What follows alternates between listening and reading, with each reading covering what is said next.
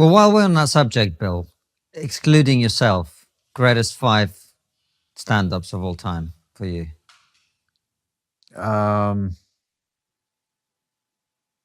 It's funny you said excluding yourself. Whenever I watch rappers, they always go like, so me. I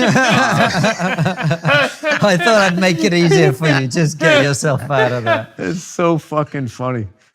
It's like nauseating, the narcissism, and then there's something about the honesty of that I love. Well, I'm obviously fucking amazing. But you know, when Kanye does it, you go, yeah, that's fair. You could, that's legitimate to put yourself in the top 5, and he definitely would.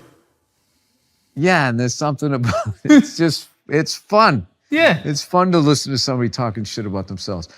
Top 5? Top 5? Top 5 all time. Okay. Pryor, Carlin, Joan Rivers. This is where it gets hard. Like, who am I going to put in? Like, I just love so many people.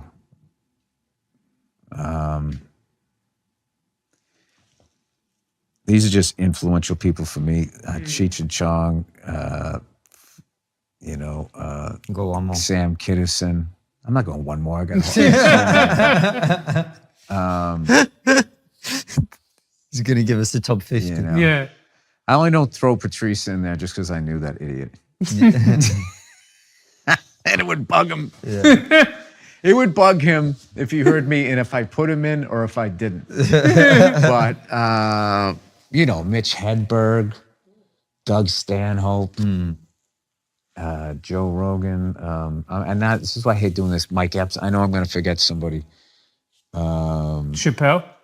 Oh, obviously, Jesus Christ. I'd love it if you said, nah, not him. Oh, Jesus Christ. It's hard to do people that are doing it right now because you're making me look back. Yeah. Yeah. Obviously him. Jesus Christ. Me doing that is literally like when the guy wins the Oscar and he forgets to thank his wife or his mother. The fuck did I forget, Dave? Yeah. There was a few guys that I saw that were like no-brainers. Dane was one. Like the shit that he gets through, the level that guy was killing. Dude, he put the fear in God in guys that have been doing it for 20 years. We used to do Dick Doherty, rest of his soul, his comedy clubs and all Drake it, Mass and all these places. And Dane would have the headliner like pacing in the back. Damn. He was killing that hard, and he would be like, I shouldn't have to follow that. There's no, and my favorite thing, there's no jokes here. It's like, well, listen to the crowd. There's something going on here. Right, and he doesn't get credit. He kind of came up with like a new genre sort of style, like of it. And, it's just a weird fucking business, man. It is. Some people, it's like the Bo Burnham thing. Some people figure out, not only did he figure out a new way of doing comedy, he did the MySpace shit too.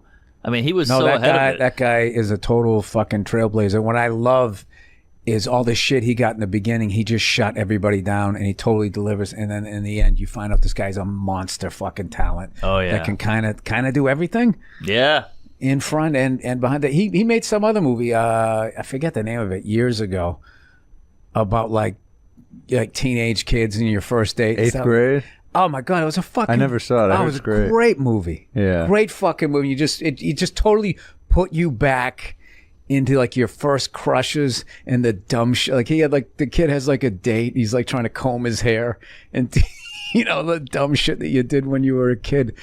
And I saw that with my wife and we were like that. And I just remember thinking like, that's his first... I think that was his first movie. Yeah. And it was like, I mean, this is incredible. He's a talent. He's a talented son of a bitch. It's interesting. People never say Kinison. I think people have forgotten Kinison. Chris Rock said Kinison was a lost. Yeah, what about Rock? What about Rock? Well, some of those guys, it's like you don't need to say it because they're like all. I got to throw somebody in there that. Fucking Jim Carrey. Yeah. Dude, Jim Carrey being Tony Clifton, reenacting the Kennedy assassination is one of the greatest pieces of physical comedy you're ever gonna fucking watch. Quick impression, John Kennedy.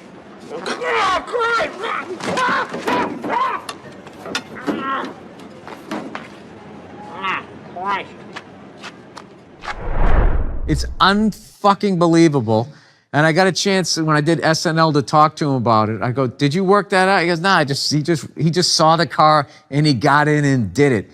And it's just like, that's just thing. Just like, fuck, I gotta work hard. Yeah. So there you go. We did it. We talked fucking world politics right down. I know there's other people. George Gobel I liked. Gonna go back to the old school guys. George Gobel. Rodney Dangerfield. Oh my God, Rodney! Come on. Yeah, so good. There's too many of them. There you go. Bill's favorite 5 stand-ups. Yeah. Bill Cosby. I'm glad you brought him up. I mean, look, Louis C.K. Louis C.K. Dave Attell. Oh, David David Attell Tell is brilliant. He's fucking brilliant. You almost have to be just like, you got to do like, all right, your favorite comedians in New York City during this period. Because being that, it would have been Chappelle, Attell, Louis C.K. Fitzsimmons is such a... so he came right before you from Boston? Yeah, he was... as far as in Boston, there was... that group of comics was... there was Rogan, Greg Fitzsimmons... Dane? Nope, Dane actually started right out of high school, so he started in 90. I thought he started in 91, but like Dane was more my generation. And who else was up there? Like Jim Loletta, Todd Parker, fucking Robbie Prince, all of that. Those are like, you know, all of that crew. And then after that, it was I came up with like Bobby, Dane, Patrice. Gary Gulman came like right after that. Orny. And there was a great. That's a crazy class. Yeah, it was good. And then when we moved, and then Jersey had like Florentine and Norton and all that, and then we all just sort of came into New York at the same time, and and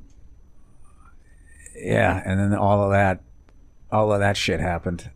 Yeah, the Patrice doc has little snippets. Thank God somebody was rolling a camera back then. There's a scene where you guys are all hanging on the sidewalk, and then Rich Voss walks up and goes, "What is this, a couple of middles?" 0 laugh, a pause, and then everybody laughed at him. How bad that bombed. And I was like, oh, that's such a great little moment that I don't feel like we have anymore. Were fucking brutal to each other. It was so stupid. When I look back now, I mean, it's funny, but it was so stupid. We didn't write one script, one sketch. All we did was try to destroy each other's confidence. It was just such like, yeah, it was like a bunch of abused like rescue dogs all put in the same, with like one pork chop there. It was just fucking... Yeah, dude, I used to fucking have anxiety going down to the cellar, and I was just thinking of everybody. I would think like 3 fucking insults for every, just to kind of get, I was like, okay, if it comes at me, I'm going to get it off me, and I'll send it this way, and, you know, but what if Bobby's not there? If Bobby's not there, I can't use that. Like, you look at, you know, and you couldn't look at the lineup. Like right. You can, so you had no idea it was going to be down there. And then the worst is when you say one and they're like, "You prepared that." I did. I thought I was going to be smarter. Shit. We missed that. We really missed out on that. Like I guess when I first got in, I remember Colin Quinn and Keith like beating up on me when I was like brand new, and I was like, "This is amazing. This is it," you know. But my first. And somehow it became like toxic. I know. This is bad, and then like you go in there now, and it's just like, I don't know what it is.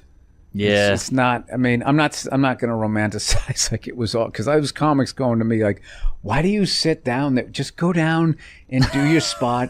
And like, and if I was a healthier person, I would have been like, this isn't working for me. I'm not enjoying this. Like, I'd like to come down here and feel good about myself, not feel worse. Oh my God, the amount of shirts I could never wear again. Right. It was just like, I remember one time. I think it was Keith. Keith was getting so trashed for what he had on. He just stood up in the middle of the pounding and just ran out. And I remember, you can't fucking, you can do that? I didn't know you could leave. I thought you had to just sit here until it was over. Damn. If the road leads to you, I follow it wherever it goes. Whenever I'm feeling blue, I bottle it so nobody knows how I feel when I walk through the crowd. I'm on my way. I'm on my way. You know, because so many people like pretend that they don't give a fuck. You know, both in my business and in other businesses. You got I don't give a fuck. Hey, you know me. I don't give a fuck. You know, those people that advertise them. Like, that guy clearly, in the best way, didn't give a fuck. He really cared about people and stuff, but like he did what he wanted to do. And when he was on SNL, how big a gig that was. Because there was so few channels, the internet hadn't blown up yet. And even with basic cable and everything, I mean, it was still, if you were on Saturday Night Live and you were doing Weekend Update, it was one of the most coveted gigs a comedian could have. And you were part of this lineage of, you know, at that point it was, you know, Chevy Chase, Jane Curtin, right on through to Dennis Miller's reign when he did it. And, you know, did Colin Quinn come after? I think Colin came after, but it was always just like the best of the best comics that they had doing it, and continued on with Tina Fey and all of them. And no one's walking away from that job. And if some suit at NBC tells you they don't like the jokes you're doing and be funnier, you know, you're shaking in your, I'd be like, oh, fuck, you know, I'm going to lose this big gig. I don't want to get fired. I don't want to piss these people off or whatever. I guess he was doing all those OJ jokes, and somebody, I forget how the story went. There was somebody there that knew OJ or something and was telling Norm to back off and move on to something else. So what does Norm do? He just doubles down and he just does even more OJ jokes, which is like, you know, the balls that took to do that. And he ended up losing the gig. He got fired. And people loved him. And he was fucking hilarious, but he, you know, he didn't back down to the big fucking guy over there, and he ended up losing the gig. So,